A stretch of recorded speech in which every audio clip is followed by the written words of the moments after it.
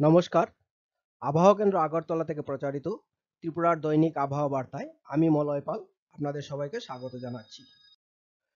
গত ২৪ ঘন্টায় জেলাভিত্তিক বৃষ্টিপাত। গত ২৪ ঘন্টায় ত্রিপুরায় শুষ্ক আবহাওয়া পরিলক্ষিত হয়। গতকাল সর্বোচ্চ তাপমাত্রা ত্রিপুরার কৈলাসহর, সিপাহীজলা, গোমতী ও দক্ষিণ জেলায় স্বাভাবিকের কাছাকাছি এবং বাকি জেলায় স্বাভাবিকের থেকে কম ছিল। গতকালের সর্বোচ্চ তাপমাত্রা রেকর্ড করা হয়েছে 25.4 ডিগ্রি সেলসিয়াস কৈলাসহরে।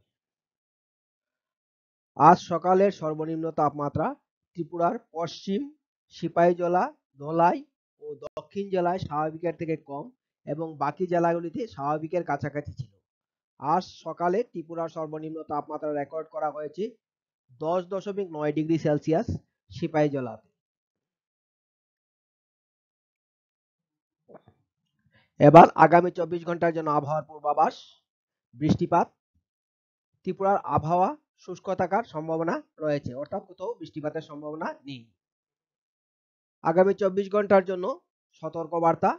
ত্রিপুরার ধলাই, খোয়াই ও উত্তর জেলার 1-2 জায়গায় ঘন কুয়াশা পড়ার সম্ভাবনা রয়েছে।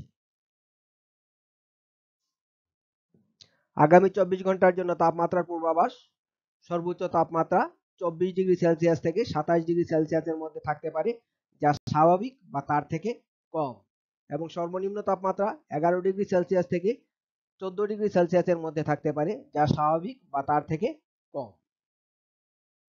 আমাদের পরবর্তী আবহাওয়া বার্তা প্রচারিত হবে আগামীকাল, অর্থাৎ 16 ডিসেম্বর 2023। ধন্যবাদ।